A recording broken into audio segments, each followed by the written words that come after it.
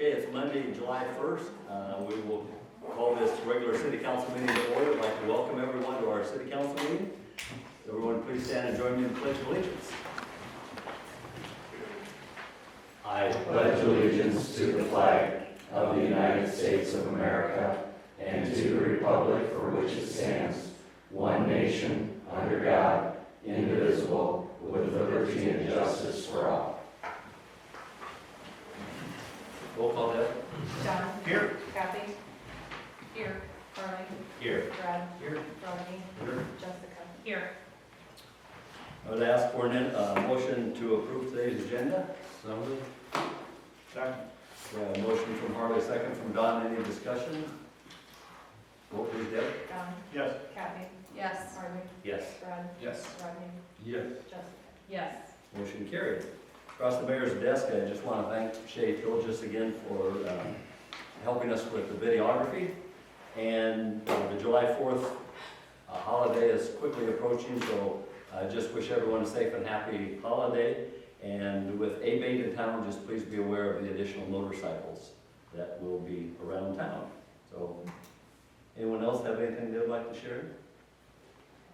I want to talk about fireworks, Mayor. Fireworks on the 4th of July on Thursday at dusk, and it will be out at the Cassuth County Fairgrounds where it has been in the past. So, yep. Thank you. Move to the update from the city administrator. A couple of items to share. With the July 4th holiday, City Hall will be closed Thursday, July 4th, as well as Friday, July 5th. Founders Day is quickly approaching. That'll be July 11th through the 14th. Given the floods we've had at Bex Park, we're looking at options. More than likely, we'll be relocating the World Food Festival that we have on Saturday afternoon, so we're kind of still looking at options for that. But just kind of based on the water levels we're in the forecast and kind of the effort and cleanup that goes into that, we want to make sure it's a safe and convenient place. So that might possibly be moved, or otherwise there's plenty of other events throughout that day or that weekend. Also just want to acknowledge again, this is kind of the work of our public works crews. This is kind of our third cycle of preparation and recovery from disasters. At the same time, I feel we're about as lucky as the city could be in northwest Iowa. And even with kind of later in this week with the eastern half of the state, so all in all, we fared really well compared to other cities. So I want to thank both work staff for their additional time, helping get that set up. Being on call and responding to those storms, as well as Erpeldings excavating. They provided some lighting for us down at the sewer plant when that river was really peaking. We wanted to make sure if we had to be doing kind of contingency operations through the night, that was all set up. So they come down on Sunday and brought up kind of a mini construction light plant for us. And then we had talked with Reddings as well, and they had additional equipment on hand that if we needed we could contact. So in addition to kind of all our regular partners, Public Works, and according with Cassuth County Emergency Management, wanted to be sure to thank Erpeldings as well for helping us out there. Luckily our river peaked where it said it was going to peak, whereas west of us we were kind of making contingency plans because a lot of those rivers ended up going much higher than what those gauges had originally forecasted. So with that, kind of on the topic of public works staff, I'd like to invite our wastewater superintendent, Mark Lensup, to introduce our newest employee.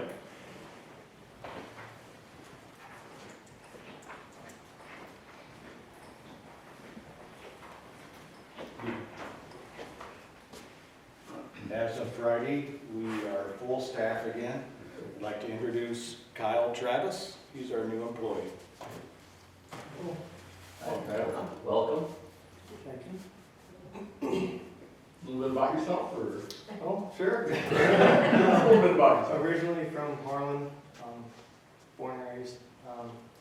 Went to school for water and wastewater treatment at DMAC in Ankeny. Okay. out of school, went back to Harlan, worked for the water plant, HMU, for about 3 years. And then moved to Erling, which is a little town kind of northwest of Harlan, about 400 people. And I was the only guy in town, so I did everything from water, wastewater treatment to snow removal to parks to snow removal, all that stuff. So I was a one-man show, and then now I'm lucky enough to be here. So Welcome. Welcome. thank you. Well, I know Joanne got a picture today, so I'm sure that will be an announcement to look forward to coming out as we welcome you. Hey Jake, as you're talking about the flooding, I know the campsite down there has been closed for a while. What's the status on that? I saw the city was hauling things down there now, but is it pretty much closed to the public yet, or? You can get in now. We Okay. haven't advertised that it's open because North Park Drive is still flooded over. Yeah. But you can get in and use it now. Oh, okay. So we'll probably see how tonight's rains go and kind of this week's events, if it's something people can get access to, sooner than later. We'll try to put that reminder, because, even ourselves, we've been taking down damaged trees from the storms. We've been having to move them to an alternative location, until we can move them there. And so I'm sure everyone else is kind of in a similar situation of having to kind of create an extra step while that's closed. Yeah, it was completely underwater there for a stretch. Anything else, Jacob? That's all I have. Okay, thank you. We'll move to agenda item number 7. This is citizens' opportunity to address the council with any item that's not on the agenda. I don't see anyone who would like to speak right now, so we will move to the consent agenda, which includes approving the minutes from our June 17th work session and regular session, approving the bills to be paid this cycle, approve a Class B retail alcohol license for Bloom Floral, and approve a Class E alcohol license for the Chrome Truck Stop. Move to approve. second. We have a motion from Harley, second from Brad. Any discussion? Vote please, Deb. Kevin? Yes. Kathy? Yes. Harlan? Yes. Brad? Yes. Rodney? Yes. Jessica? Yes. Motion carried. Agenda item number 9, this is the first reading of an ordinance pertaining to the sewer service charges. We have been approached by some citizens that live outside of the city limits to hook up to the city sewer mains. They're fairly close to where a main is. And our current code just states that they would pay the same as citizens within the city limits.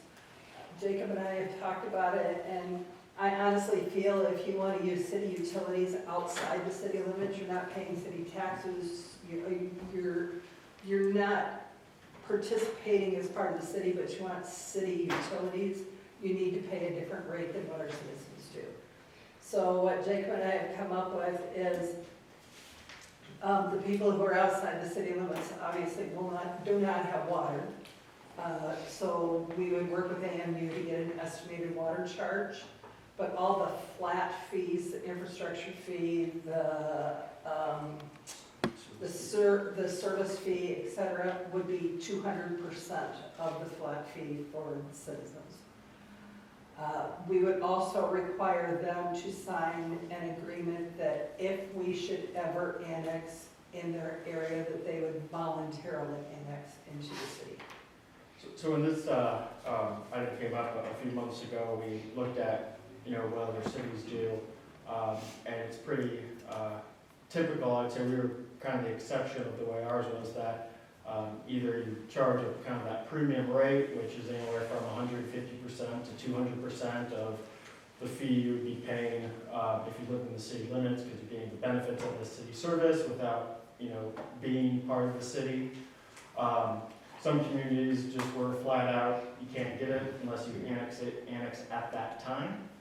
And then we looked at some of our past agreements and how we've handled those situations, and in those when we've agreed to provide service outside city limits, we've just done attached to the property but, basically they agreed to voluntary annexation if, when, at any time in the future, council would decide, to annex, that property. So this ordinance deals with those services outside city limits. Again, for both of these kind of situations we're going to discuss, there's only really a handful of users in these universes, but, so the one being outside city limits, AMU does have some water services outside city limits, some don't, as well as we do have a couple of properties within city limits that aren't on AMU metered water, and our ordinance section 1312.060, the separate meter required, or is currently in the flat charge. The way that reads is if you don't have metered water provided by AMU, because that's what we use to determine the usage fee on the sewer bill, as well as the infrastructure fee. In that case, you either need to install a meter that's acceptable to the sewer superintendent, or if it's impractical or just cost prohibitive, the current ordinance allows a flat fee to be set. What we realized over time was we weren't able to find necessarily formal agreements with those, but just, well, this is the flat fee. Well, it's a flat fee, it doesn't adjust over time. And so what we would propose changing it to is when a separate meter is required, dash estimated usage. So our preferred, and typically it would be if you have metered water, you know exactly what's being used and that's what's calculated. In the situations where they don't have metered water, whether in city limits or outside city limits, we would talk to the owners, understand, how the property is used. Is it a single family household with, 2 residents? Is it 6? Is it a small commercial business with 1 office and 1 toilet? Or, a couple of toilets and, traffic coming in and out constantly, and then kind of looking at comparable properties within the city and then using that to determine, okay, what would kind of typical or estimated usage be for this type of property, and basically determining that would be X, and it would be subject to review and change if the use of the property changes as well. So instead of just being a flat fee, it would be X times whatever the usage rate is at that time. So we're basically saying it's a flat fee, we're declaring this is what we're using as an estimate, that when we look at those, we're gonna, if they can't provide, proof of what their metered usage is, we're going to do a fair calculation, but we're certainly going to err in our favor, because they always can. We prefer if they go ahead and install a meter. But using that amount, and then that way, as rates increase over time, which unfortunately, they will be with the sewer plant improvements we're being required to make, that what was previously a flat amount would adjust with it. And then as Barb, presented on the outside city limits, on those in the past we have approved resolutions documenting basically what's in this ordinance. But when we were recently approached, we didn't have anything in terms of, well, this is the policy, this is exactly what the city does in these situations, so we could specifically tell them, as opposed by putting in our code of ordinances, it's clear, as well as the requirement that they would agree to future annexation. And again, this is consistent with our past practice, more or less, but putting it in there so it's stated in black and white exactly what that all entails. What's the advantage of us agreeing to let properties outside the city limits use our sanitary system? It's revenue. They'd be responsible, so we've got some situations where they would just connect a service line to the main. In that case, they're 100% responsible for that. We have another situation on East McGregor where they actually had a sewer main that they extended and then connected their service to that. and the property owners paid for that as well. But then because it was actually, part of it was a sewer main extension, there was, okay, if we, would annex and, a certain time period of, there would be a reimbursement in terms of how that cost was burdened. But, so they had to pay for all the, basically the cost of connecting to our sanitary sewer. And then, we've already got the infrastructure out there, and it's, allows us to, have an additional revenue source. Would this limit any of the existing infrastructure we have in place? Like, is this gonna affect any of the existing sanitary sewer lines that we're already having issues with? Like capacity wise? So in those situations, we could, this isn't guaranteeing a right to connect to sanitary sewer. We could say, well, we know you want to, but we don't, that doesn't make sense to us at this time. We're kind of the situation we're looking at, west of town out by Country Club Estates. There are no capacity, no issues there. Obviously those are other points in, places in town where we probably want to consider that a bit more. There's maybe, probably for each of these circumstances, there are less than 5 users, affected. So it would be applying to them and then really just making it clear moving forward, this is how we handle it. But again, like some cities, they just, it's not an option unless you annex at that time. When you look at, a situation where they're abutting the, the city limits, I think it makes sense to consider it at that time. But, there could be circumstances where someone's running a service line, but they are on an island, and so, we could not annex them unless, we ever got a joint property. But it doesn't really, lay out if they are abutting that, you will be annexed or, within this time frame, you'll be annexed and, council would have the authority on those agreements to, well, we're just going to require, you have to agree to voluntary annexation, and we're going to basically enforce that immediately.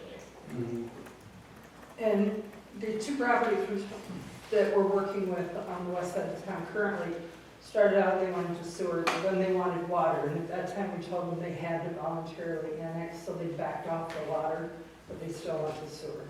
So, like Jacob said, there's some properties outside of town that have water, but don't have sewer.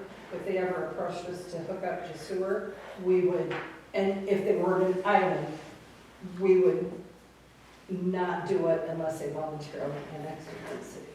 So if they want both utilities, they're basically, it's not in writing, but they're basically required to annex into the city. If they only want one, it's a voluntary annexation if we ever annex around here. And we've had some conversations with AMU just in terms of, kind of the theory on the water service outside city limits, and if we want to change how they approach that. I don't want to, speak prematurely for, for them, but, that, something that we, it's like, well, do we want to, require annexation? At the other time, that it's not costing the utility any money, and all the cost is on the person to connect. Well, why not let them connect, because that's an additional revenue stream. I think that's kind of generally been the approach in the past. And utilities do, operate, off of their user fees. There's, obviously just some, overhead that can't really capture in that. But then again, it's that you're benefiting from a city service without being a member, of the city and paying taxes. And I can certainly understand why people would want to get all the benefits of living in the city with being a stone's throw away, but not having to pay for it. They wouldn't. And so it's how do we kind of strike that balance of kind of the reality out in the field without being overly burdensome, or we're just going to discourage it at all, but providing for that to happen with revenue streams, the kind of guaranteed that if we ever annex in the future, they would have to volunteer at that time. But like I said, there's different ways to go about this in terms of whether or not we charge a lesser percent of the typical bill. we just, well, we don't use an estimate. If you're outside city limits, you absolutely have to be on water. Or if you're just to even be considered, you must be annexed. I think, depending on kind of some of the aging infrastructure out there, I would say you have seen kind of a broader trend of kind of the suburbs that have grown in unincorporated areas adjacent to cities where, okay, as that well has to be replaced, as the septic system has to be replaced, as, a private drive or a street starts to fall in disrepair, they approach cities about, annexing, and in those times, it's like, well, we take you, but kind of cost of all the upgrades, you're gonna have to pay for those because, we're inheriting that, liability to a degree. So it is something that, I think we're probably gonna get more questions on as we move into the future, just as homeowners and associations have to kind of, consider those. And so that's, kind of part of the reason why I think it's good to just kind of clarify, this is our policy, or, this is in our code of ordinances, so, it's not kind of a, a big, well, we could do this, we could do this, it's like, we've already kind of had that big picture discussion, and this is how we handle it. So before a sewer hookup too, I'm assuming that homeowner need to prove that like footing drains aren't, that they're hooked up properly and everything that we. That certainly, that would be something that, when it's installed, it would be dug up and we could, verify in the field, at that time or required to be disconnected, but that certainly, would be, required.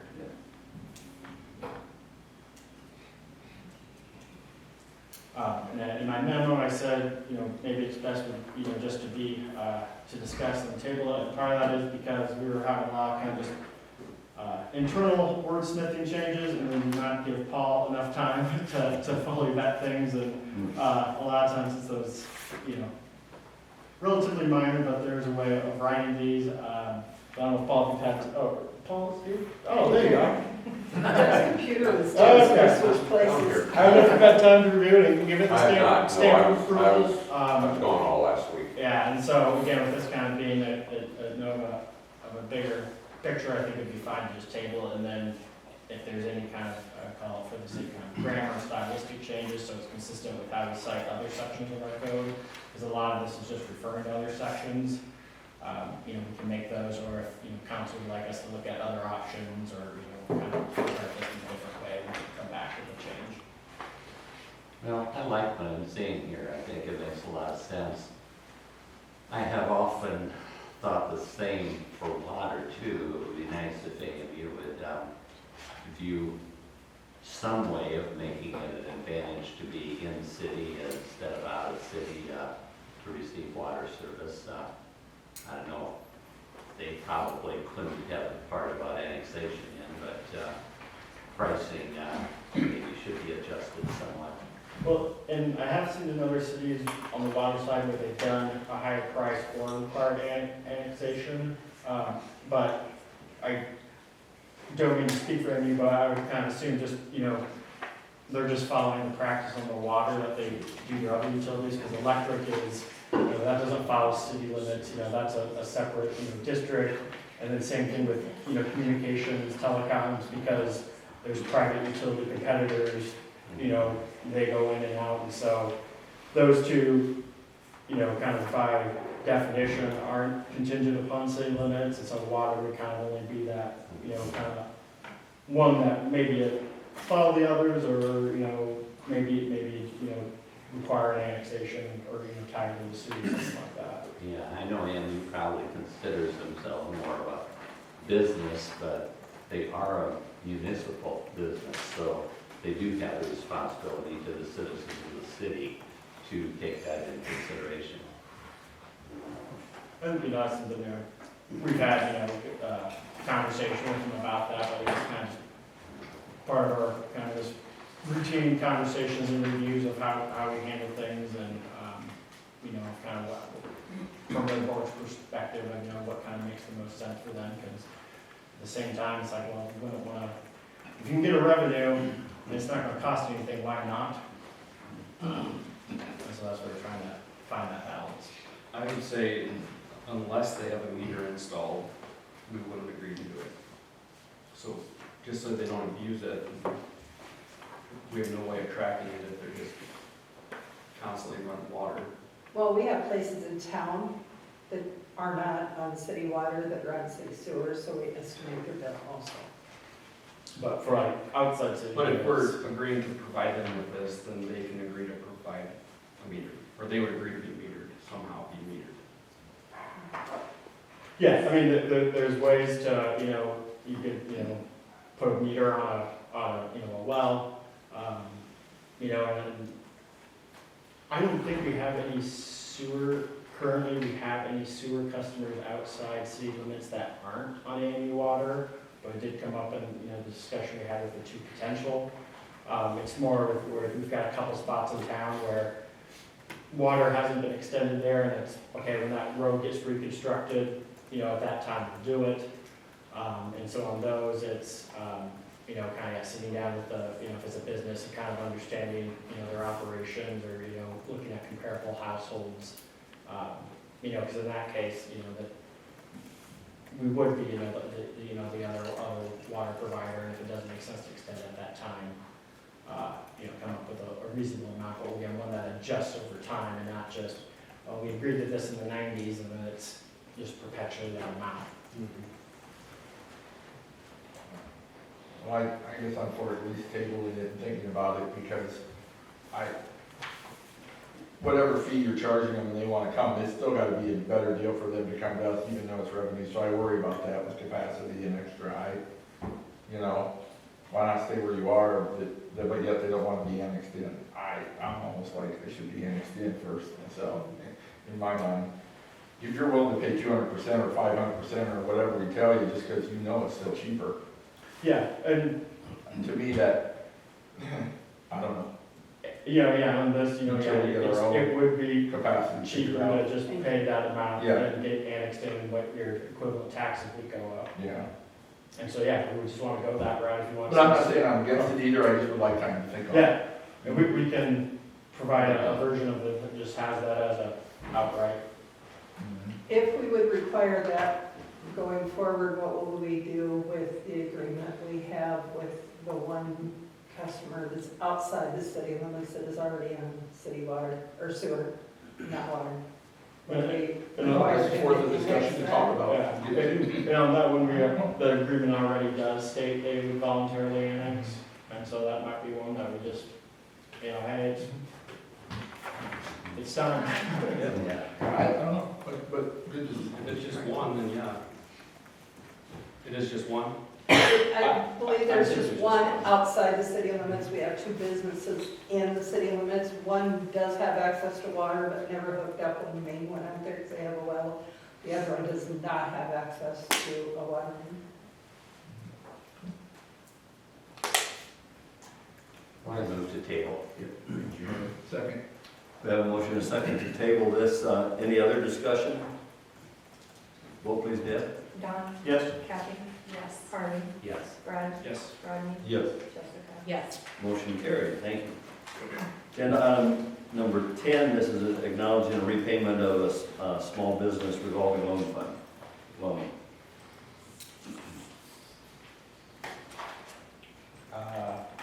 TMRC LLC. Dairy Queen? Dairy Queen, okay.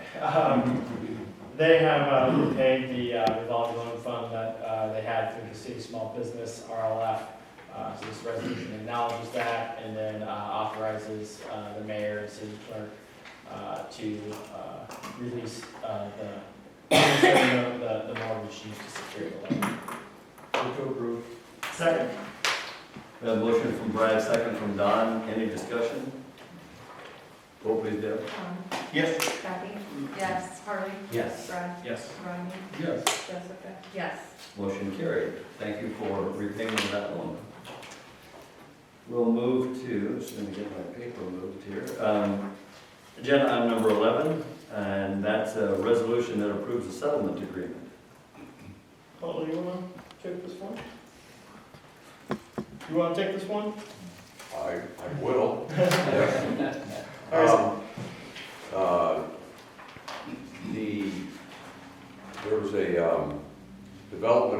between the city and Crimmins Investments. Oh, so we're on the, No, the settlement agreement for the. Oh, I thought, okay. no, for the tobacco check. Tobacco check, okay, I'm sorry, apologize for that. Iowa law requires that if a retailer has an employee that sells tobacco products to an underage individual, then the business, which in this case is Chib LLC, doing business as Akron Stop, out on, Highway 18 there, when an employee does that, then the business itself for the first offense, has a $300 penalty. It's state law. If the city doesn't do what we have historically done, then the state of Iowa will do it, and they'll get the $300 civil penalty. But if the city has them sign documents, then we get the $300 civil penalty. And over time, I've developed I've developed the documents, and just depending on the company, if it's their first time or whatever, but that's why I put together a resolution for us to approve, and I think that's what we have there. I had them sign an acknowledgement settlement agreement where they acknowledged that, they did have an employee who violated state law. And it's all controlled by state law. None of this is controlled by Algona city ordinances. It's all state law. And the Attorney General's office will enforce it unless the city decides to do it. And historically, we've always done that. So we have the police department is the one that does an occasional check on it. And so the funds are paid to the city. I think it makes sense that we claim it, so I'll move that we approve. Second. We have a motion from Harley, a second from Brad. Any discussion? Vote please, Deb. Don. Yes. Kathy. Yes. Harley. Yes. Brad. Yes. Rodney. Yes. Jessica. Yes. Motion carried. Agenda item number 12 is a resolution approving the transfer of a development agreement. So when White Transfer and Storage out on Poplar Street, which is owned by Crimmins Investments, was developed back in 2013, 2014.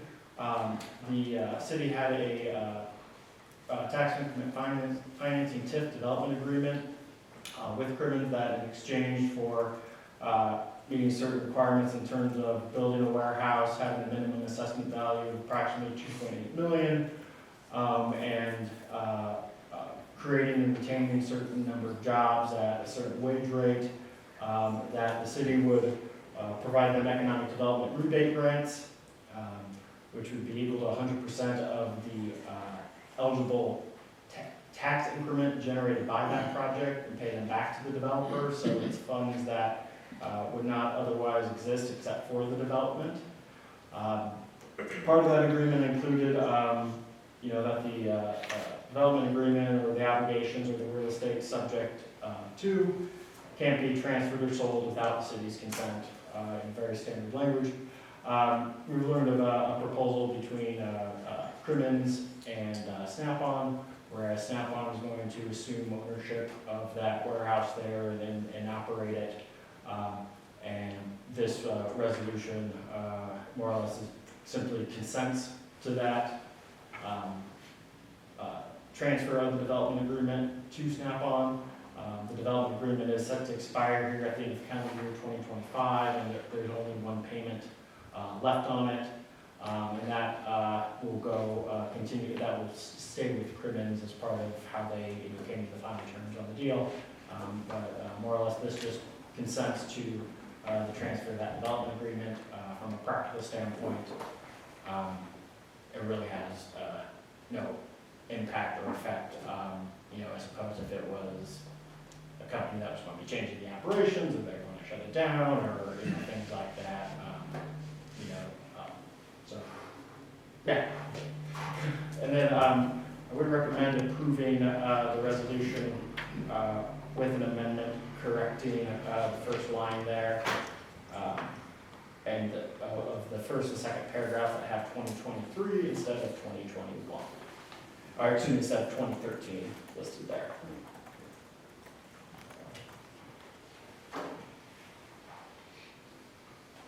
Motion to approve with the corrected amendment there. Second. Motion from Rodney, second from Don. Any discussion? Vote please, Deb. Don, Yes. Kathy. Yes. Harley. Yes. Brad. Yes. Rodney. Yes. Jessica. Yes. Motion carried.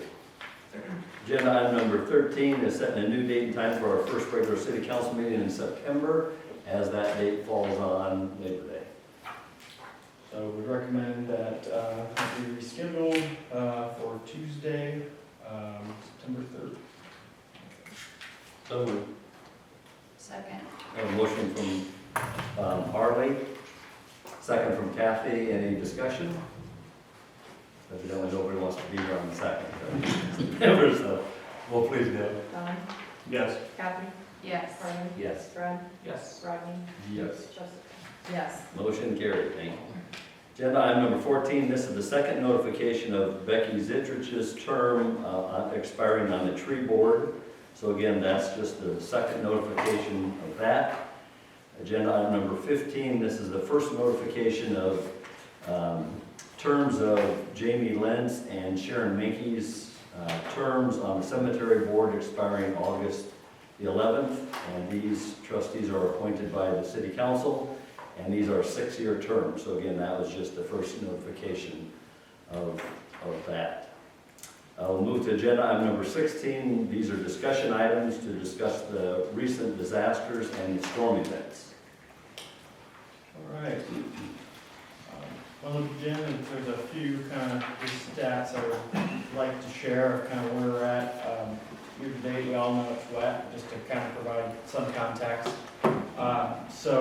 This is from the weather station that we have here in Algona that we expect to the 1800s.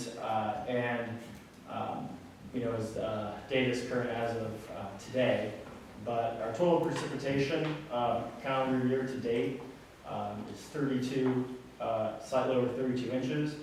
Up here, I didn't have time to quite make it as presentable, so if you work with me here. Whereas we look at kind of our past trends for annual precipitation totals, we're more or less at a year's worth of precipitation halfway through the year with that 32 inches.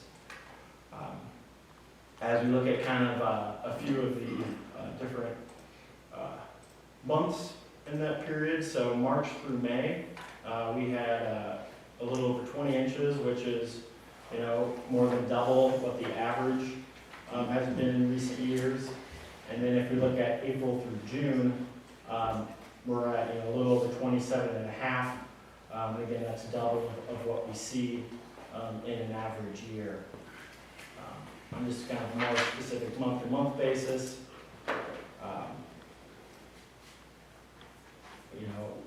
This is kind of on the rise, basically the percent above kind of your average for those time periods. One thing I'll note on these two is look at the months, but really kind of those groupings by different years. The trend line is okay. Our annual total precipitation, it's going up, and so and this is something that we know is occurring. Some public policy is kind of lagging behind on that, but as we go to size a lot of our infrastructure moving forward, in the past, we're using calculations based on, historic storm events. That's still to a degree what we use to inform that, but we're looking more at that recent data and kind of what's projected, and so when we're sizing that, we're sizing it, because we're anticipating, more intense storm events when they come. This year's kind of a perfect example of what unfortunately is, could be the way kind of things play out over the coming years, where we were in a drought. Now, within a matter of 3 months, we're at our wettest year on record. So a pretty quick turnaround. So I know, yeah, it's everyone knows it's wet, we'll be the first ones to talk about how saturated the ground is, but just wanted to share kind of a few of those data points when, we're looking at that basically we've gotten a year's worth of rain halfway through the year, and in May we had a little over 12 inches, and June just shy of 11. So when you have that, basically 2 feet in 2 months, it really makes a difference. Also want to share some of the river gauge flooding data that we have. So right now, the river's sitting at about a little over 17 feet, which is considered moderate flood stage. We did back on Saturday and Sunday of last week, we did peak at 20.67 feet.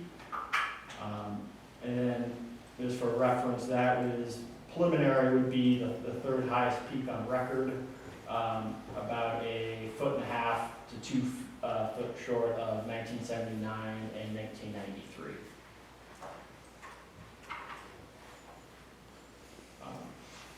So as I mentioned, with the storms that we had to the west of us there, and this last round at the end of June, the guys at the sewer plant, we were certainly out monitoring and doing spot bypassing, but then we also had a lot of concentration just on the plant itself. You might be familiar with Spencer, when their wastewater system or their sewer plant basically went underwater and failed, and it can no longer take on any sewage, and it's just the river gets too high, it backs up, it can't discharge, and so that's why they had notices of, don't flush, because it has nowhere to go, you're going to be flooding, the system out. So we were down there with our bypass. We got within a pretty close amount. Like I said, we did stage pumps, stage lighting, ready to go, that if our river gauge went, say another foot higher, we would have been in a different response mode in terms of we would really be focusing resources at the plant to make sure that the plant is still operating, both on kind of the internal treatment and being able to take in water, but then discharging. So kind of some of our key infrastructure in that plant sits at about 22 feet. So when the river would get to that, then we would kind of get into that, all right, well, the water in the river is so high, it's backing up, and then we get into really serious situations where we're probably advising people to use as little water as possible, put as little as they can down the sewer, because there's only so much capacity when the outfall is by gravity. When the river comes up, as that river rate goes up, it correlates with what we can discharge is limited. So I'm talking with the sewer guys and kind of just like, let's play this out and say it went 2 feet above what it did, and we hit a historic record. What would have been our options? And it really would have been, one, securing any kind of the key infrastructure there, depending on the projected river rate or river gauge. But we more or less have to set up pumps to counteract, since we can't gravity flow, keep pushing water out. And to some degree, we're kind of recycling river water, but that's what we have to do to keep the sewer functioning and to keep it from the whole system backing up. And then no one can put anything down there. We'd have massive issues. So with that, kind of, how do we play out these scenarios? We've been fortunate in the past with regional groups and other cities of, sharing equipment, pumps. And, we did have 2 6-inch pumps from Humboldt, another one from Emmett County. And we had, I think, one more 6-inch, I think, Culver's from. But, those started getting called back out to go to those communities or, areas that were more impacted. So again, why not to just stockpile, crazy amount of resources, but all right, in this situation, if we would have been hit, we would not have, we would have been making additional calls, calling the equipment, to make it work, but we would not have just kind of had the equipment lined up, ready to do that. So I did approve the sewer department to purchase an additional 6-inch pump So that will, and I believe they're picking it up today. So those are the big ones that are hitched behind a truck. So we'll have 2 of those, that if we need to have both of those going at the plant, that will make a huge impact. And then, supplementing it with additional 4-inch pumps, bypassing from already treated areas, or if you'd have to bypass up the interceptors, that would be another option, but want to make sure that if we really have the surge resources to keep that keep that plant functioning, we would have the resources in-house to do that in the event of, a widespread flooding like most of the state's experiencing right now. We're in a very, lucky pocket. And in addition to that, approve the purchase of 2 more 4-inch pumps. So that will bring our inventory of those pumps to 2 6-inch, 5 4-inch, and then the 4 3-inch pumps that we already had. I think when we counted those as 4, it was technically 6, but a couple of those are still from the floods of '93.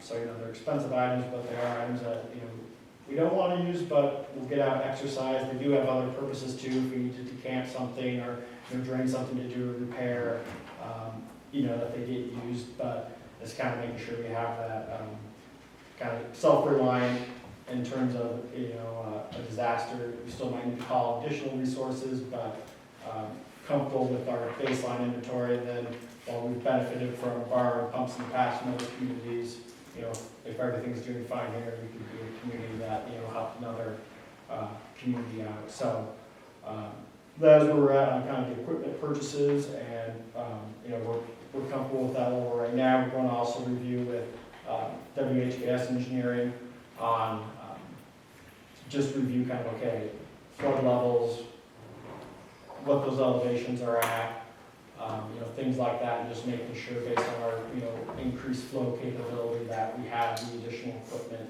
to handle that, as well as reviewing kind of a lighting plan. That was a big element of the project, but, in kind of that worst case scenario where we have to have several pumps set up down there, you've got manholes, pulled, and if you're having to operate through the night, we want to make sure it's as safe as environment as you can make it. And then, I believe I mentioned this before, but the sewer department did purchase a trailer that they will be able to get all the 4-inch pumps on, barricades, traffic cones, kind of everything that they need to, go out and set those up, all the hoses. And then that is, all that equipment is, and if it's not staged out in the field, in anticipation of storm, it's stored on that. So if and when, we need to respond, everything's ready to go, and it can move quickly. Just a question about our current work being done down there at the plant. Like the large vat that gets rid of the nitrogen and phosphorus, what level is that being built for? If there's a flood, another 2-foot flood beyond what we had, is that going to be safe? It's built high enough that the 100-year flood stage will not affect it. Okay. And that will kind of be down in this area, which is a lower spot, but I can't recall that, because I know we had this conversation with WHKS that, with that ever go down and the concrete sidewalls and that are such a height that it would never go underwater. It would just be, well, you might have trouble accessing it, you might, need to take a boat out there to get to it, but in terms of, the structure itself, it wouldn't be kind of in the realistic realm of that would ever get so high that it would be inundated as opposed to, some of our other lower lying areas. Okay, I just thought I'd better ask the question now. And the new plant has more capacity, as we've talked about. So, Yeah. So it's about 30% increase in terms of our average wet weather flow on a day. That helps with, getting things out of the plant, but if the river is at a level where we can't discharge, that doesn't really matter. Right. Well, do you have any idea how many gallons a minute or whatever is average on that discharge? Mark, And well, would it be reasonable to have any kind of emergency pump that could force the discharge into the flooded water? Like, it just has So that something our built sewer in. systems would continue to work? the problem is where the discharge is, the river water's coming up the discharge pipe, so it I would mean, you take, have to force it, you have to. yeah, it would take quite a large pump to do that. Yeah. I do know, Mark said Monday, we were within a foot of that discharge pipe being full of river water coming in. So they've been working very diligently out there to keep our sewer plant running.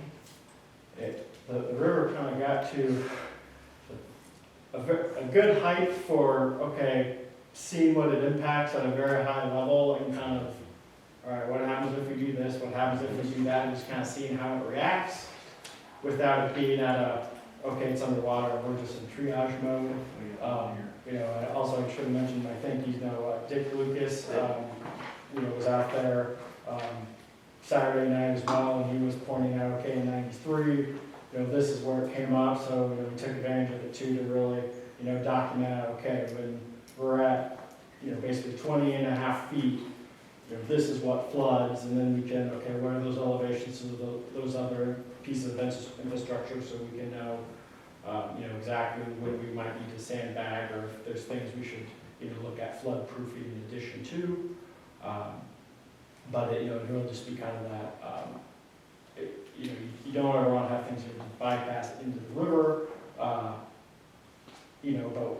that is an option if, basically, that's the mission critical option if the treatment can't happen, is that we're not, the system is basically shut down and the river water is going backwards up the pipe.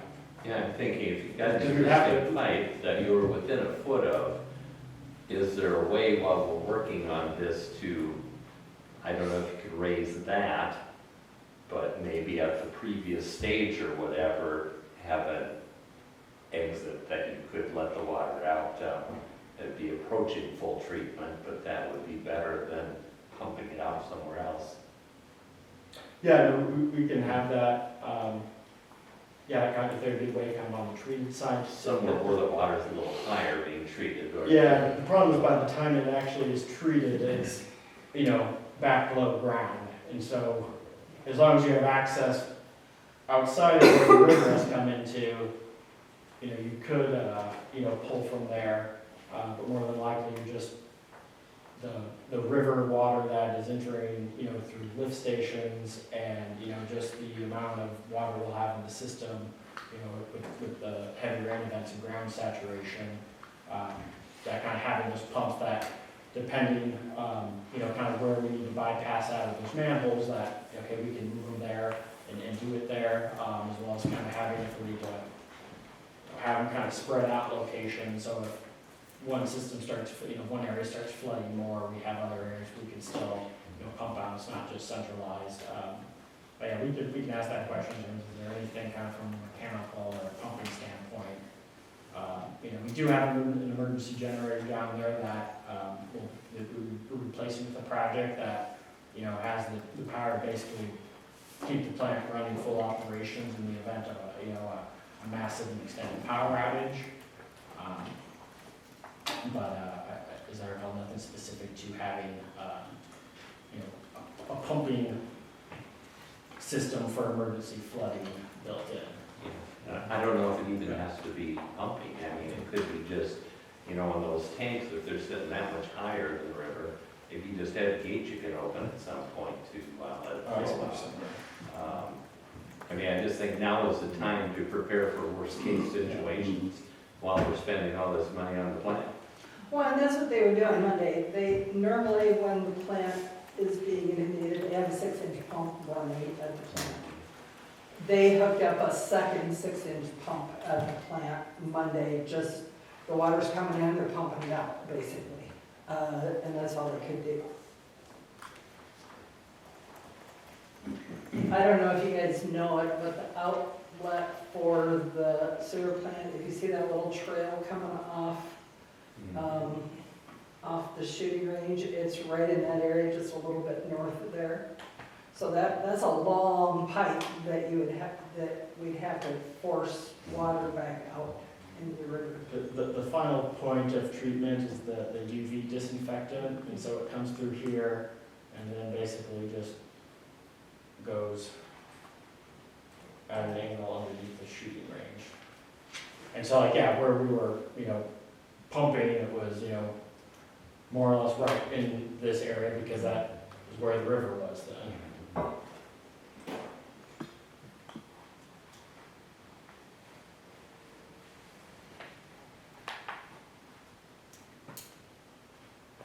It's good to hear those, and we just gotta stay prepared.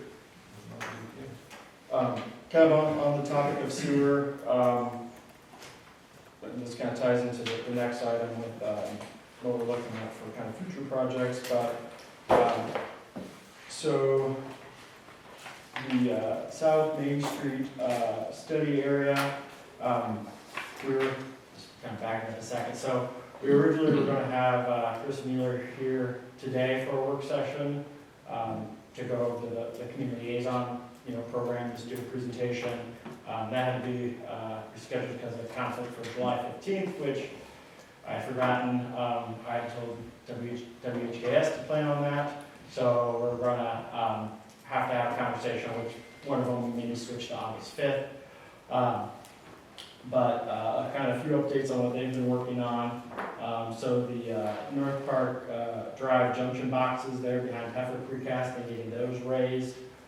They're working on kind of the final specs for those, which we should be a project able to move on here relatively quickly. Actually, we got the final specs today. Okay. Mark has contacted Herbal Lanes and Readings to get bids from them on what the cost will be to raise those up higher, so they shouldn't flood. They should go down to the next manhole across the street from the park instead of flooding in Heifer Precast parking lot. When we reconfigured those junction boxes in 2020 and then did the heavy cleaning from there to the wastewater plant, we opened up a lot of our piping and made it much more accessible to maintain and clean it. But some of those elevations, changed and went down, and kind of some of our last two big events, the sanitary basically been enough force that's popped the lids off those manholes, and then it's flooded out and created some pretty good rivers running through Paffers, which we obviously want to prevent in the future. So that should be a project that can be done yet this calendar year. The additional bypass pumps, we discussed that, and we got those in hand. For the continued I&I, we do still have WHKS plan to do smoke testing again later this year, assuming it gets dry enough. And then based on the 24 results and 23 smoke testing results, have a goal of doing a decent sized municipal project in 2025 to eliminate, defective manholes, any leaky pipes, any cross connections that are found to address I&I. We are having some internal conversations in terms of the additional investigation work of how we go about that. Obviously we've been down one person for the summer, and with everything going on, sewer's been really tapped out in terms of personnel. We've had staff helping them, and so the time the sewer department, or the streets could, those guys I trained could be doing the camera and investigation work. That time isn't as available, so we're looking at options of if we can hire someone local or someone that we know has experience to basically use our equipment that we can train them on versus the cost of hiring a company to come in and do that. The local plumbers, their cameras are for service-sized, whereas ours are, a much larger camera on wheels because we're, going through, 8 to, 20, 30-inch mains. And with that much, flow going through, especially you camera when it's wet so you can see where the water's coming from. You don't have anyone local that has that equipment. So we're trying to get some pricing, if it makes sense to hire someone local to use our equipment or bring someone in. A lot of times it's companies that come in, they're doing that cammering, but they're cammering, along with a lining project or a repair project that they're doing, pre and post investigation. And so we got, just to do the camera work, we kind of need to see, okay, what the price is for that, if they're available, who's available, and when. We've also engaged, or not formally, but kind of just working on our master agreement that we have with Bolton and Mink to having them look at the South Main Street area as well. So basically kind of two engineering firms working on parallel paths to see who can move the fastest and kind of come up with the most effective ideas on how to approach that. So we are going to look at doing a lot of camera work, as well as Bolton Mink was able to source some flow sensors for us that should be able to get here in a couple of weeks. They're going to work on some pricing that we'd be able to rent from them that we could install in the manholes. That my understanding is they won't require any having to run power or things like that. That we could use to have them on, a few of them on different side streets, so we could say, okay, if this house has 10 homes, this block has 10 homes, that block has 10 homes, well, this block has twice the flow of that block, this is the priority block to go after for illegal connections. And then, as well as if we can get some sensors set on those, so, it has an automatic alarm where, okay, if it gets to a certain height, it gives kind of a preliminary warning, to the sewer staff, okay, it's time to, be watching this because it's reached this point. And just, another data point to help kind of inform when we have to do, spot bypassing those operations. But really, if we can, do some monitoring of those flows, help us really hone in on how can we get our biggest bang for our buck in terms of doing footing drain inspections and getting those connections removed. We did find in the basement that in '95 we did a footing drain inspection renewal program in the Bertha Godfrey area. That was all areas east of Main Street. And so what we'd be looking at is west of Main Street, as well as, depending on exactly where the pipe ends, but some of the services go only one block in. Putnam is a pretty big main, so most of them go that way. But really just seeing, okay, where's that water coming in at? Basically going everywhere from Greater to Elm Street, with kind of knowing we're going to target Nebraska, State, Linden, and Lucas, probably to start with. Some of that will depend on how many, sensors we're able to get from them. But those should be able to, at least some we can get on site here in the next couple of weeks. So it would be like where Main Street intersects with those roads?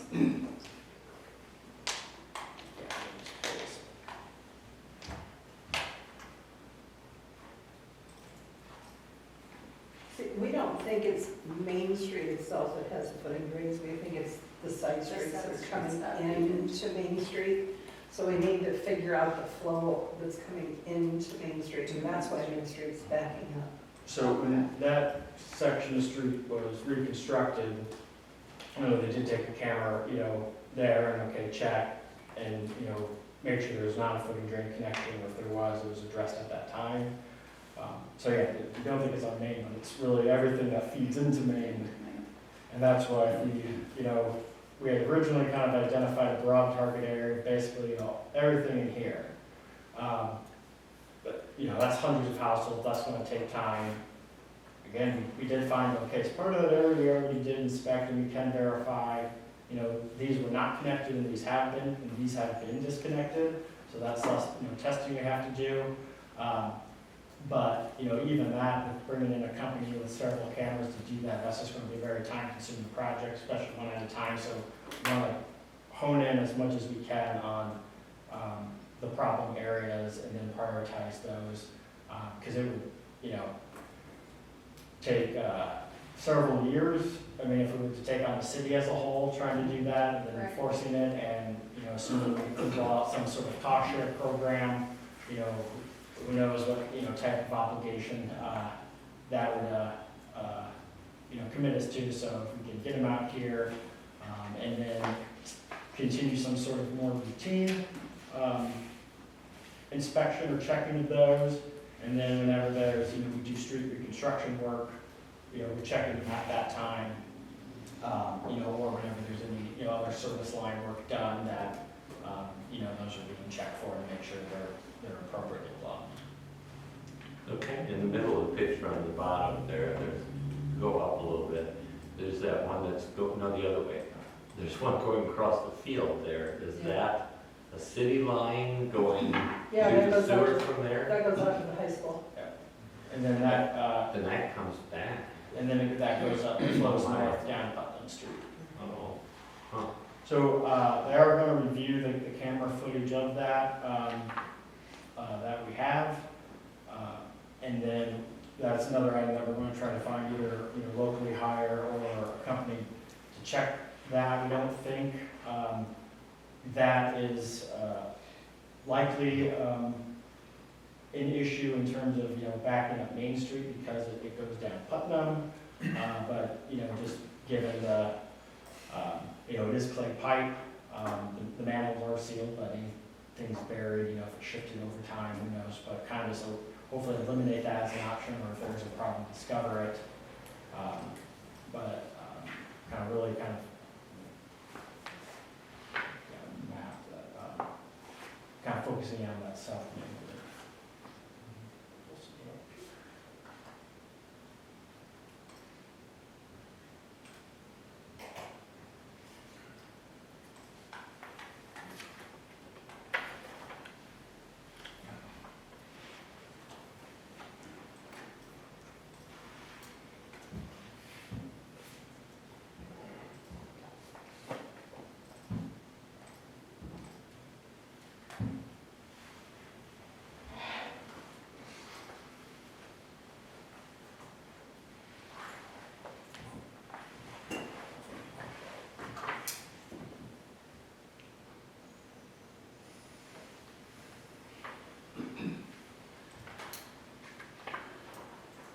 This is McGregor Street down here, Elm Street up here, and then red is everything that feeds into that south main.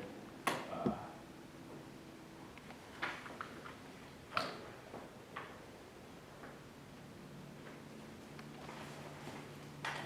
we've got kind of this Nebraska Street area target, Linden and Lucas, we've had issues there, as well as, you know, checking on Elm to see if, you know, how much water is coming in from other areas. But this would, you know, it's kind of the extent of what feeds into South Main, so we don't think it's that, like Barb said, that the homes on Main Street themselves are the cause of the problem, but since we've got backups in kind of the Linden Street area, backups in the Nebraska and State Street area, that, you know, the pipe downstream is filling up, and so then, you know, the water in the pipe, you know, at the top of the pipe has nowhere to go and, you know, eventually backs up. So all the red is what you're gonna focus on. Yes. Roughly how many houses is that?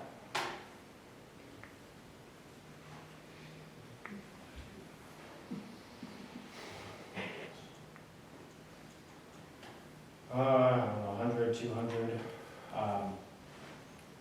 And that's why we're going to try to more, you know, target specific blocks to begin with, so we can get the biggest contributors, or where we suspect the biggest contributors are coming from, taken care of, as well as investigating to see if we can, if there's anything that, you know, has been tied in that wasn't previously identified, or tied in, you know, after the fact. You know, there's a lot of county tile on that side of town. You know, if there's any random, you know, connection we can find that, oh, there's not a house there, you know, maybe this is something that's odd, but, you know, kind of just reassessing that whole area for the footy drains and see if there's any kind of just other kind of outliers of what could, or, you know, what could be those additional sources of water coming into the system. I would think those sensors would be very useful for that too. Yeah. Different situations, pointing out why is the water flowing now when it shouldn't be. Mhm. And quicker than identifying every house, like you say, there's 200 some, yeah.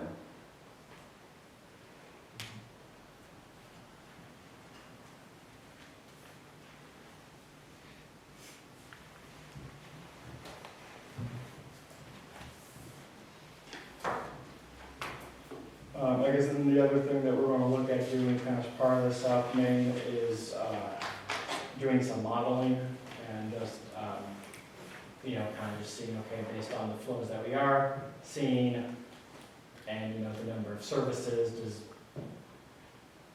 does this make sense that there's this much water coming through? And, you know, maybe it does, or maybe, you know, it's way off, and kind of an idea of how much water could reasonably be expected to be flowing through there, you know, in a dry period.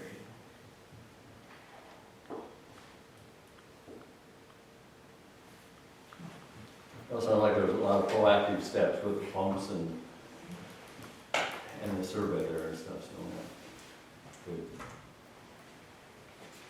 I think that's all I have on kind of the storms and disaster. Well, I appreciate your efforts of looking into that. I do have to say, though, you had sent an email today, right, roughly 4 o'clock, correct, about some information I had been looking for. So come to find out, this has been going on since 2006, correct, at least that we've been able to find. And if there's roughly 200 homes, if we were looking at disconnecting these since 2006, if we were making this headway, how many less homes would be connected at this point from city? This was done in the Des Moines Register, this information was brought up. But where are we at with disconnecting? And then even back to June 1st of 2015, WHKS presented a 10-year inflow and infrastructure, or I&I plan, that is required by the DNR due to numerous I&I issues throughout the city. So my question is, and I called, does anyone know who's on the Sewer and Streets Committee? Can anyone answer that? No, I know, but can anybody else answer that without looking? I am. You're on it? Okay, who else is on it? I believe I'm on. You're not. Who else is on it? Yeah, that's correct. Anybody else? Do you know, Jessica, that you're on it? Probably haven't had a meeting since you was like. Okay, so we haven't had a meeting since October of 2021. If we have this many, Correct. No, not Jacob showed me where more minutes were. They are not on the city's website. though. so when's the last time they met them? It was It February was, yeah, of this year. beginning of the year. Okay, so So we switched our platforms that we do for our agendas, and so I think what Barb probably pointed you to was before we made that switch. okay. So now they're on where like the rest of the other city council agendas are. And I think, isn't that where you guided me? They're not on there? No, you went to the I guided you to the public works agendas. Okay, If you go to the city council agendas, where you would find the city council minutes, Yeah. you will find the rest of the street and sewer committee minutes. so how many, as we're meeting there, how many homes are we going through annually and disconnecting? Do we have any sort of, each year we've disconnected, is there any sort of findings to say, last year we disconnected so many homes? We do not have like a formal footing drain program, it's something that when they're discovered, they're ordered disconnected. Why have we not been more aggressive if this has been going on for decades? I mean, even the people that were here last meeting said that they've been dealing with it for 50 years, and then you're sending me documentation from 2006, so that's at least 20 years from ours. Why are we not actively looking at disconnecting these? Is this not a big enough problem for the residents of Algona to actively engage and disconnect these and make it a strong plan to say we are disconnecting so many each year and you're biting them off each year versus looking at 200 homes and knowing we cannot disconnect 200 homes immediately because of the cost of it? So, in terms of kind of the lowest hanging fruit when it comes to I&I, footing drains are probably the most challenging in terms of expense and the speed that they can work at, because you're having to, you know, each home is inspected and the homeowner has to do that improvement. And so you referenced that I&I plan by WHKS from 2015. So that had $100,000 a year to spend on I&I. Similar to what we kind of did, the last couple years with streets, or rather than spread that all out over several years, let's try to get economies of scale and do a whole bunch of street projects in a short period of time.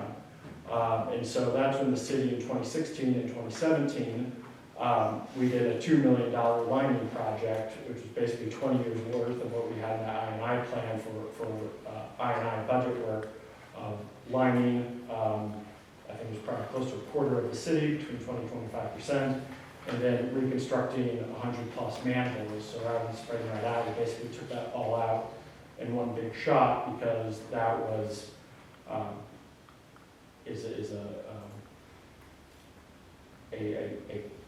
a quicker means or a more efficient way to try to get I&I out of the system. And if we can eliminate enough through that, which obviously we didn't, okay, we still have to continue that. But now we're looking at, okay, the next thing, which is kind of, one of the last things of, all right, we have to try to go after flipping drains.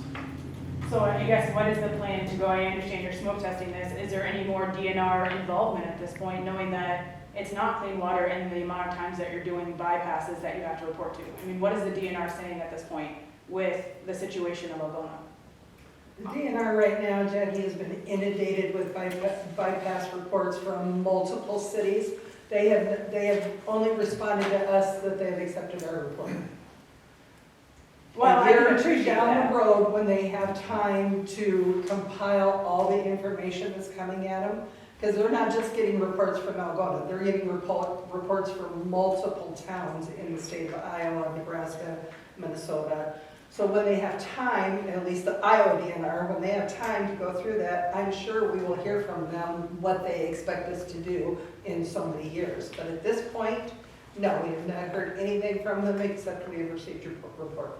Okay. And the goal would be that, we're tackling I&I in a way that when they come and say, look, okay, you kind of need to, whatever they use for a threshold to determine if they're gonna basically put a city under an order of, you must do this or else, that we're being proactive enough that if they would come and say that, it's, well, this is what we're currently doing, and, hopefully that plan is aggressive enough that they would say, okay, that's adequate, or, we work with them like, well, no, this is the other thing that you need to do, in terms of to address this issue, because, we've determined it's severe enough that we need to mandate something's changed.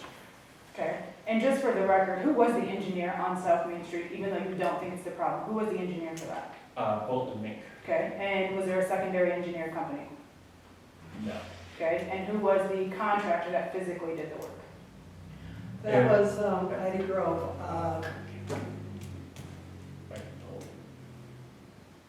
It's like right on the tip of my tongue. But they're out of Ivy Grove. Was Godberson Smith Construction Company. Okay, and then so what was the discussion around the reservoir that was there when they discovered that? To what the solution is today? What conversations were had around that reservoir that was found when they dug up that road? So there wasn't a reservoir. There was an illegal cross connection of a sanitary sewer and a storm sewer, where there was basically a connection of one could feed into the other. Okay, So those have been illegal for decades, so it's found, all right, we're gonna remove it. And typically, when you talk about, a situation here, we might have backups because it's the sanitary pipe has surcharged. So where there's where there are times where, okay, that pipe got so full that it spilled into the storm sewer, and, either prevented or mitigated how bad of a backup was, probably. But it also works the other way, and typically your storm sewer surcharges more often than what your sanitary would. And so if there's like the June 4th storms that we had, that, was that much rain so quick, in that case, that storm sewer would have filled up, and then that would have pushed into the sanitary and would have made the backups most likely, much worse than what they were. So. but at this point, we've never had it where the storm system has ever been so full that the storm system has flooded, correct?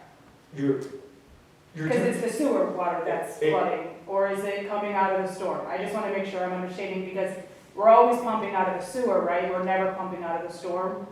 Am I understanding that correctly? So the storm sewer, when that surcharges, some of it can sit in the road, some of it's going to, sit in yards or, green spaces where there's intakes going in. So when that surcharges, that's where we get, the roads flooding. So, But you're taking the sewer going into the rain, is that correct? So you're flooding, right? Our street was flooding, and you were still taking sewer out and going into the storm system. Right? So it should be flooded already, but you're still able to do a bypass, right? Am I understanding that correctly? That even though it's flooded, right? The road was flooded, and the sewer rain-wise should be flooded, but you still pumped for 8 hours from the sewer, correct? So yeah, but the source of the water getting into the sewer is not from the storm pipe. Whereas, I'm saying I that understand. the counterfactual was like, if that cross connection had still existed, because we got that intense rain, the storm sewer would have surged, far before the sanitary would have. That, while in one circumstance you might think, oh, it provided relief, in the other case, okay, that, we've got, water ponding on the road, that's gonna surcharge and push into the sanitary and back that up and. But they should apply be that. completely disconnected though, correct? So it Correct. should never go in there no matter what circumstances, right? Rainwater should never go into the sewer? In theory, Theoretically, the answer In a is perfect world. yeah, Okay. you have a completely sealed system. right, but that's what it should be, correct? Yeah. I mean, practically, it's impossible, but like, that is the goal. Right, and I understand that, but like I said, if this has been going on since the 80s, 2006s, whatever, I mean, the fact that we're still up here having this conversation, and while I understand everything that you have been doing and whatnot, we're still faced with, our homes are still screwed at this point. Like, where is the active, more progressive plan of, we are disconnecting X number of homes at what cost? Because I understand you say it's an expense to the homeowner. What about the expense to the homeowner of the people that have damages in their home? What about to the people, Rick, that no longer have insurance? It's not as easy as going to call somebody and say, guess what? I'd like to pick up your insurance. I know that that was your comment you made. Do you have any idea what it actually is like? No, and I think we visited about what, in the past, about us, the proactive ways. No, time out. I'm just talking What we're about doing. insurance. I'm talking about homeowners insurance. No, Do you have any idea how easy or hard it is right now to find insurance with everything that's been going on? I understand that not only with this, but other factors, insurance companies deal with. Correct. With what's going on in Florida, it's pretty easy for insurance companies to say, no, we're not gonna insure you anymore. Not But just wasn't for your flooding, comment, but I should be thinking of this positively, saying that there's other insurance companies out there I can call? Wasn't that your You comment? shared with me that there were 2 other possibilities for you to investigate, and I said, that's a positive thing. At least you're able to do But that. that's not the case though. Like, do you understand that that's not the case? So not only is there the issue of, Mother Nature as it is, now you're dealing with the sewer part of the city that it's out of our control. Like, that is 100% out of our control. And if you pick up the phone and call most insurance companies, they will not take you unless if you've had a claim in the last 5 years. Like, that is real. So is the city planning on picking up insurance, or the difference for individuals at this point? You talk about cost share to help disconnect, you talk about all these other things. My understanding is there a subcommittee that's supposed to be helping residents. Have they met officially? So on that, we really need, this is our inspection and our footing drain plan, and then, discuss how we go about implementing what we look at for our cost share. So until we kind of get those formal proposals from the engineering, if this is how we plan to do it, and hopefully, like I said, we'll have that within the next, weeks or month.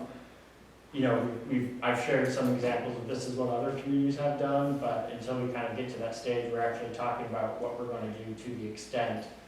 I personally, other than doing kind of research, I don't see the necessity for that committee to meet and kind of discuss hypotheticals that on information that we're still waiting on. I thought some of that, my understanding, unless I'm miscorrected, was some was to relief to help the citizens that were affected. Is that not part of that subcommittee? So we're trying to get a better understanding of the situation. So yes, it is gonna be part of it, but government can't act in 4 weeks, 6 weeks, right? Well, And we can put unfortunately, one we're how time. many years? I mean, I understand we're talking about this isolated incident. I Right, and this understand. committee was just put in Established. place. Yes, so we could go and do a bunch of hypothetical work, because I don't have a bunch of time, just like many of us don't have a bunch of time, and not to say that we're ignoring the situation, but we would also like to have a little bit of data to go off of, to make sure we're not just throwing money at something and saying, oh, we're gonna do all this, here's the relief we're gonna provide.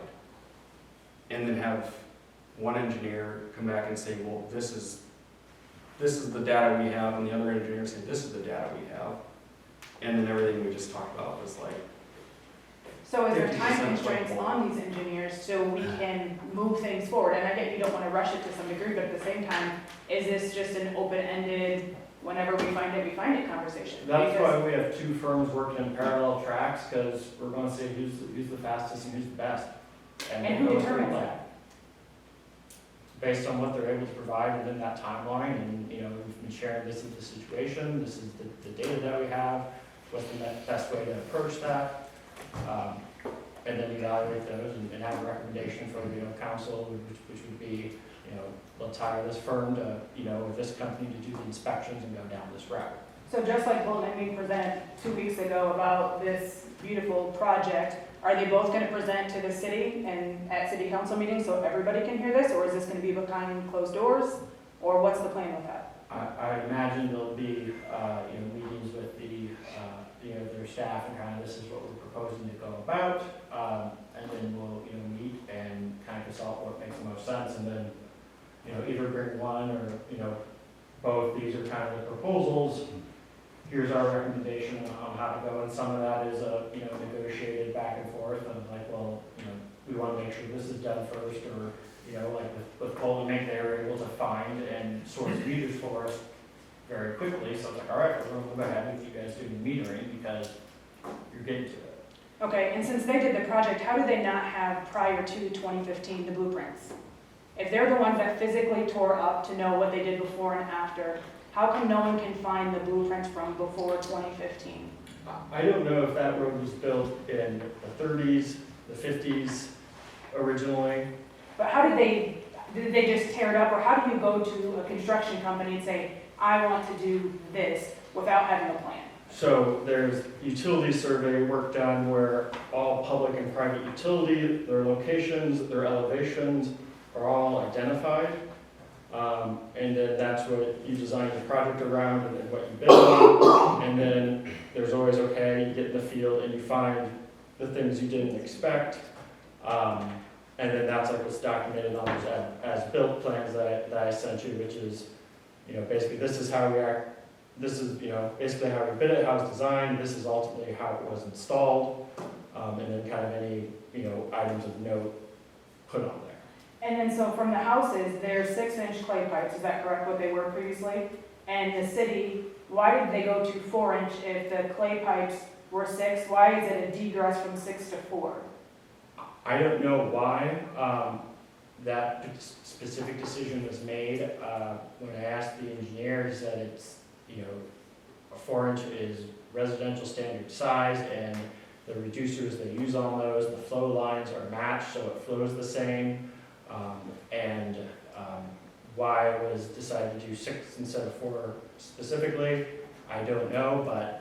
So there's no backlash of that at all with having the flow coming out with the 4-inch pipes and everything coming into that with the water where it goes? Is there no recourse knowing that that's a smaller pipe, even though you say it's standard, is, you know, you A talk about- residential house is not putting out enough down the sewer No, but I'm to just saying fill to come that. back up too, or to push it But through. if you had a 6-inch pipe as your service line instead of a 4, you would have had a lot more sewage coming in. I understand. It's a lot more capacity to come back into your basement.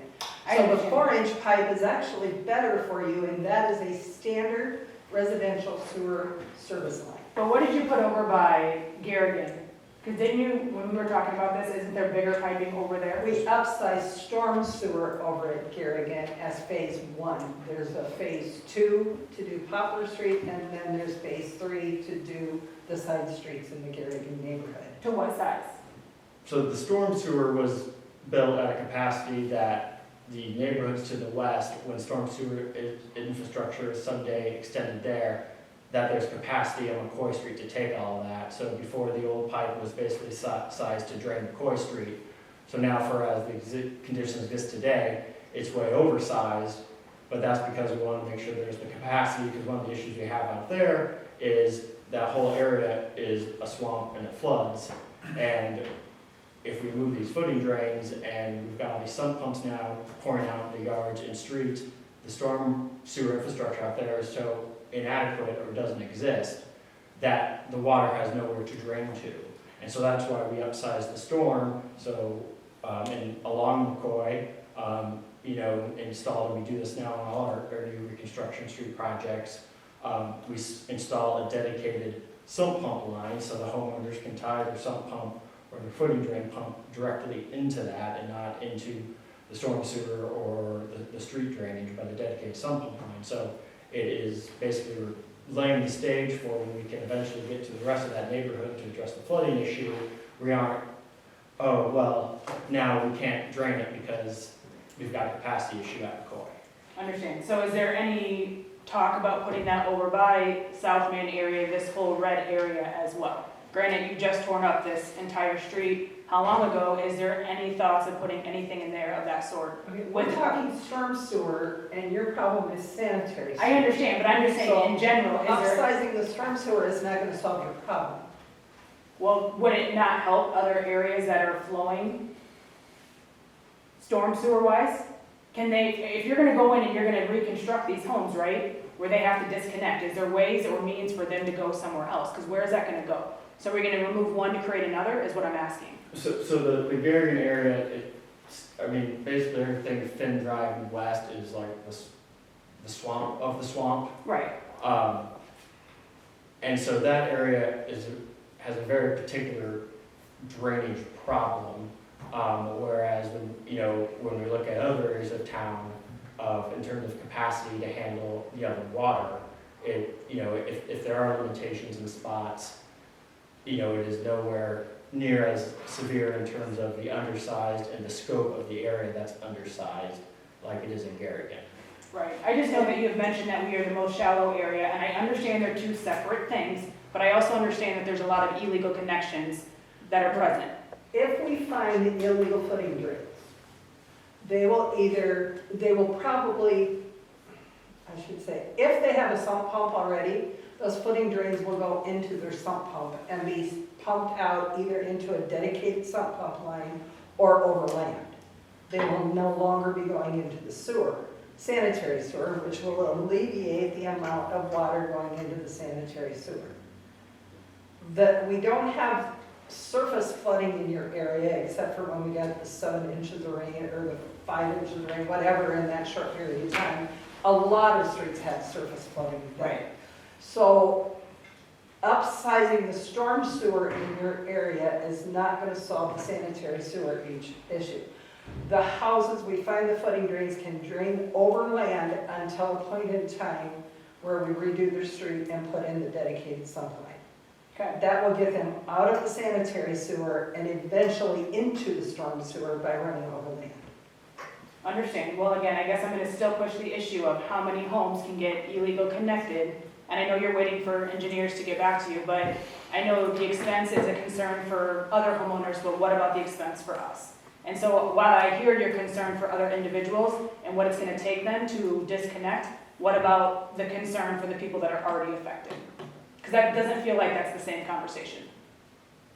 I'll say, I went through and investigated a number of cities, especially ones like along rivers where, you have more likely much more pronounced sewer issues, than you would just in, a non-river area. And I could not find any program that was out there, because I was hoping we could copy one of where there is some sort of, basically program, where it is a retroactive, loan that is, you can be reimbursed for, or any type of grant, or, the only grants were, they were tied to, okay, this is a one-time, and you're having to install this, and this, and, sign, hold harmless and indemnification agreements.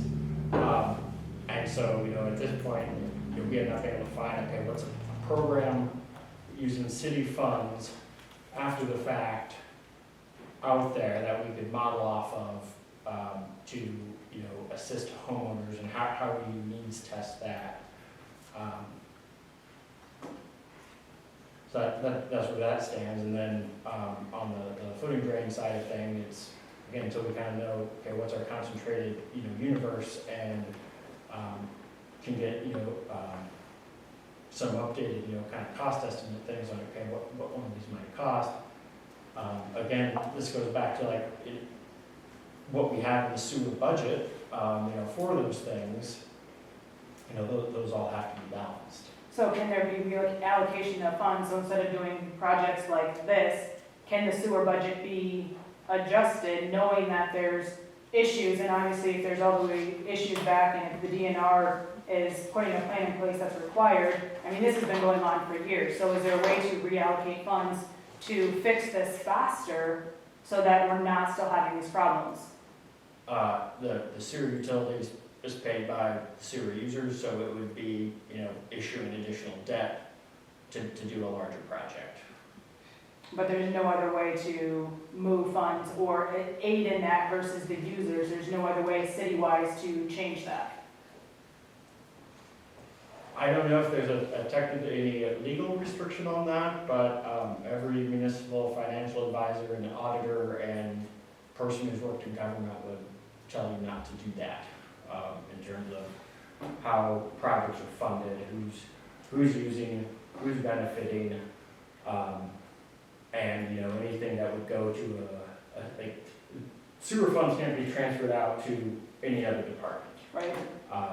And so if you need funds for sewer, they should come from the sewer. If you were to ever unnecessarily, which I would advise against, move funds into that, then what we have on the side of our general fund and, not being able to, already struggling to fund, our operations with, basically the flat revenue growth we've had in recent years with property tax reform, despite much commercial growth. We're not in a financial position like, well, we've got a bunch of money sitting over here. Well, no different than us, right? We need to take a loan to make these repairs, because you're not gonna, like Brad said a couple weeks ago, you're not gonna wanna refinance your home because of what we have for an interest rate versus what it is today. That's not a feasible mean. Are you guys able to take a loan to make this project go faster? Because if we're supposed to take a loan or do something to fix our homes, are you guys able to do the same thing? That's going to be something we certainly consider when, we get the smoke testing results, all those, okay, what work has to be done? If we do all of it, what's that going to cost? Do we have the cash on hand to do that? Do we need to take out, additional debt? And then same thing for, if we do any sort of, cost share program on the private side of what that amount would be up to, how many homes a year do we anticipate, or, could be using that? And again, do we have the cash flow to do that, or do we need to issue debt in order to pay for that? Right, well, and that's what I'm saying, it's just the expectation of the homeowners that are affected is somehow we're supposed to come up with the cash flow. And it doesn't matter how many times, so like Dean Meyer that was here 5 times now, that he's had to come up with the cash flow to fix his home. I mean, that's the expectation at this point, is it's your home, you fix it. Is that not the expectation? Right? Yeah. Yeah, so that's what I'm saying, is at some point, we can't control those things. We don't live out in the country, we can't control, while you're talking about adding people, I'm glad you made the point, we can't even control what we have to begin with, let alone let's add a few more people. And while I understand homes are gonna continue to go up, and I respect that, but at the same time, we still have a problem that hasn't been fixed or addressed. And obviously, this is going back to at least 2006, at least to the 80s with the two other gentlemen that were here, and we're still having this I&I problem and sewage problem. We haven't addressed it, and I'm not saying that we haven't made steps in the right direction, but clearly it's not enough. And what drastic change are we gonna do it? And if the DNR is getting involved saying that there's a lot of issues, at some point, where do we make the necessary changes to actually stop this, so people can live here safely? So I think all of us up here would have wished that the matter was previously fully addressed. Even if it was addressed like that, it's going to be a constant maintenance thing of the older infrastructure. Part of the reason why I shared that article from 2006 is we are going through and doing as many keyword searches as we can of newspaper archives, everything in the basement, and trying to put together as a central point of as much comprehensive data that we have, and so we can really identify, okay, where have been, historically, what have been the problems, that's information, all data points that we can feed into, the engineers or the models where it's like, okay, and there's other areas too, like Overmeyer Drive, West Hall Street, where years and years ago, we had issues, and we were able to do enough measures that we no longer have issues there. And that would be, the goal moving forward. And like I said, we're trying to, again, get as much information we can on all the issues we've had in the past, so we can figure out the best course of action. Because the other thing we don't want to do is, because there was a discussion at one point of, constructing a relief line, is we're now fixing the problem. Now, these homes get flooded instead of these homes. Isn't that what that grinder pump thing does too, to some degree? If every home doesn't put it on, like on South Main Street, doesn't that do the same thing where if one person puts it on, it more or less pumps more, or not pumps more, but more water would go into the next neighbor's home? Is that not an accurate statement? It keeps pressure on your service line, so water. Yours specifically, right? Yours specifically, not putting water out, but it keeps pressure, so as something starts to come back in, it pushes it back out. Right, but I'm just It's saying, not if one constant person does it putting and not water out. everybody else, their house is subject to get It's gonna more. find relief, so. Yeah, Right, and that's what, a private property, protection device as opposed to, using, public, infrastructure. But like, we want to spend those funds, let's spend it on addressing the problem, not just shifting the problem.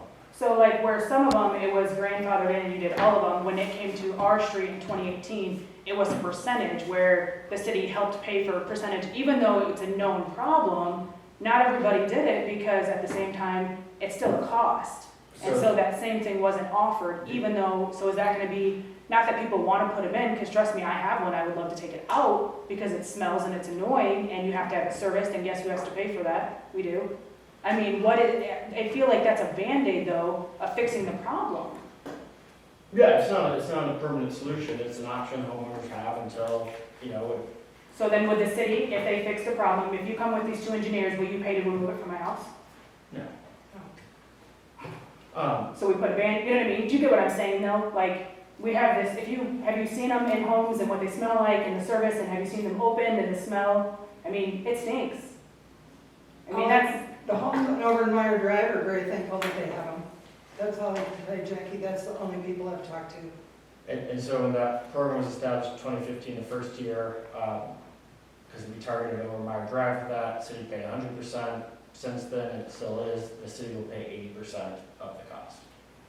right. Well, like I said, I told you, obviously it wasn't the solution for us because of the pressure, the amount of it, I showed you the examples, things like that. So that's what I'm saying, it didn't work. And while you say Overmeyer is thankful for it, I'm telling you that it didn't help for our area. So that's what I'm saying, it's not a one-size-fits-all, and you have to understand that that's not going to be the case.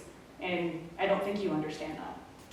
I'm talking to you, Barb, specifically. I've never said that's the one option. I know, but and you make doesn't it seem solve like all that's that's the way, and it's frustrating because it's not. And No, we've offered it as an option, but we understand there's other issues in that area, and we're trying to address them now. Your latest backup was May 20th, May 21st. And then June 4th. You gotta put that one in there too. That's right, I'm sorry. We had a few on June 4th, yes. we're not gonna get engineering data in that short of amount of time to solve this issue. We are working on it. Jacob and I talk daily about this. We talk to engineers 2 and 3 times a week about this. We are taking this seriously. Unfortunately, engineers can't act as fast as you would like them to. And I respect that, but like I said, we're still having to live in these homes. I understand that. And at this point, it's up to us to figure it out, nobody else. And at this point, there is no solution, there is no nothing, and there's no relief, there's no, even though the governor sits there and says, oh, we'll help you, there is no nothing, because everybody on these blocks make more than 200% poverty, you know? And so while you do all the right things and you're not on the state or whatever else, you're still screwed 100%. And so it is frustrating to try and figure out where you're supposed to go with this, and to see this many things, and to know it's been going on for this long, and to know that if once you count how many homes and to figure it out, what could we have been doing, how many years, to know how many have been coming off. And it to be interesting to know study-wise, so many came off this year and this year and this year, or we didn't do any for how many years, and what is that solution? I mean, it would be interesting to know all of those findings, to know what was actually done. And I understand most of you weren't here on the city council or whatever board, but at the same time, what was done? And if you're gonna be on the board, what is your active approach at this point? Because I'll be honest, Jessica, I have never talked to you, and you're on our board. Never. And I ran into you at the store, and I don't know if you recognize me or not, but it wasn't like a, hey, we had all this rain on Friday, that's when everybody worked long hours. Hey, how did you fare out? Are you okay? What's going on? You represent us at this point, that's how I feel, and I haven't even talked to you once, and this has been going on for over a month now. And that's where it just feels like, I'll speak for myself, I won't speak for my neighbors, but where is the support that we're getting?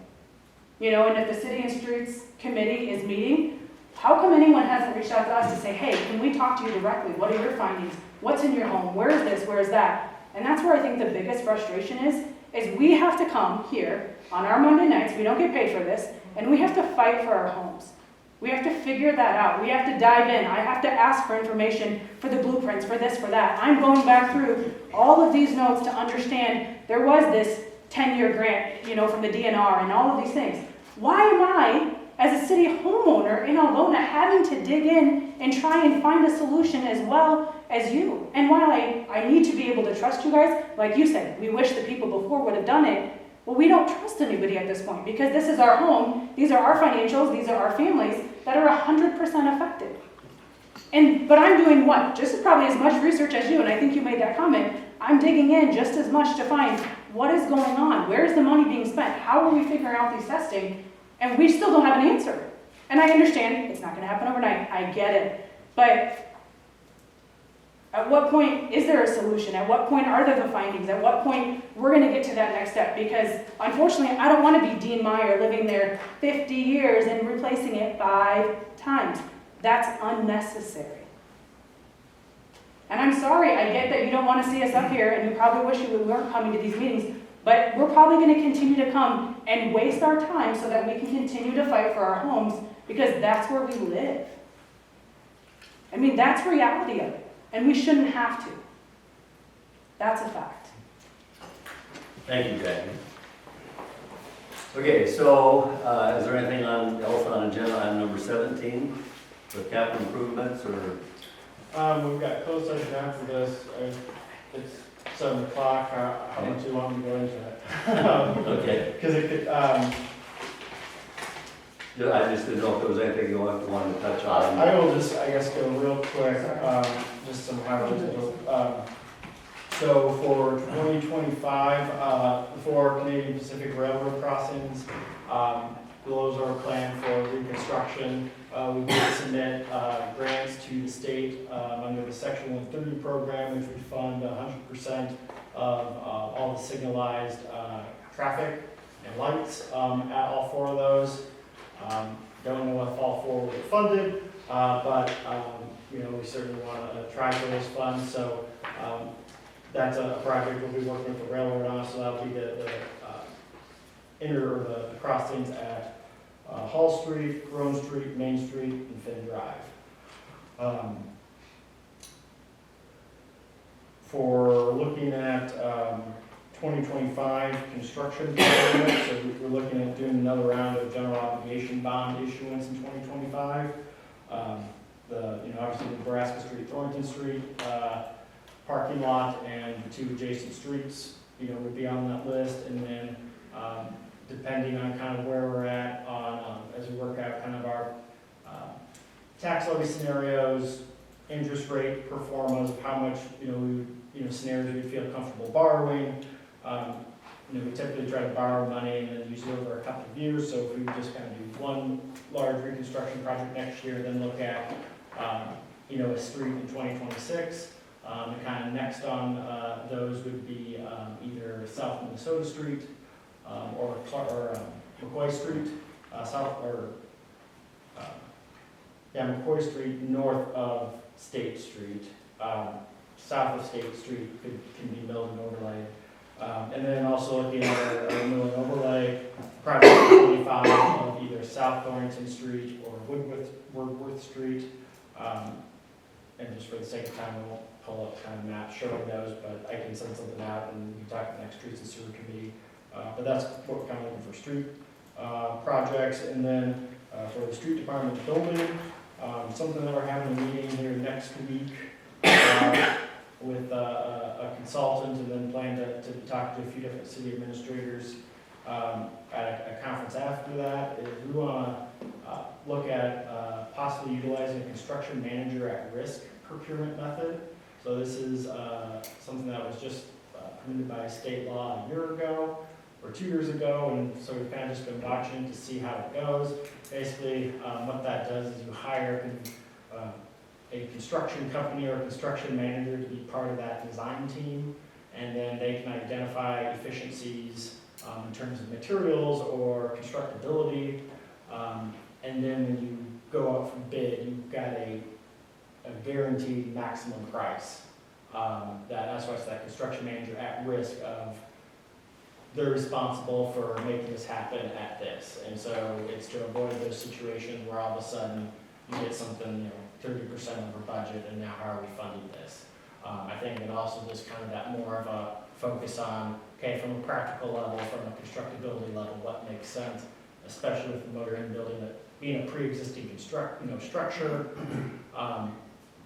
it's kind of been, it's still new enough, but kind of watching other cities, how they do it, and I really think this would make sense for this type of project, given, kind of the conditions and the situation that we have, and then also, being able to basically have, we know what the max price is, and ultimately it's on them to perform if it costs them more than that.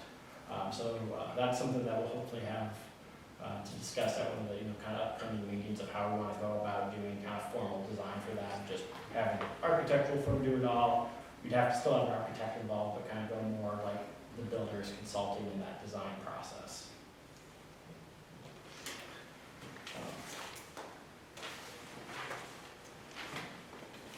And then Central Park, it's getting pretty darn near close to being done. So we'll hopefully be getting kind of all the guts inside the pump house finished up, installed, and then waiting on final state inspections to hopefully open up here mid to late July. Good. Good project finished. Anything else? Okay. We'll move into agenda item number 18, which is a closed session. And this is to discuss the purchase or sale of particular real estate. Closed session in accordance with Iowa Code Section 21.51J. And I would entertain a motion for us to enter into closed session. So moved. Second. We have a motion and a second. Any discussion? Vote please, Deb. Don? Yes. Kathy? Yes. Carly? Yes. Brad? Yes. Rodney? Yes. Jessica? Yes. Motion carried. We will enter into a closed session. So thank you everyone for joining us.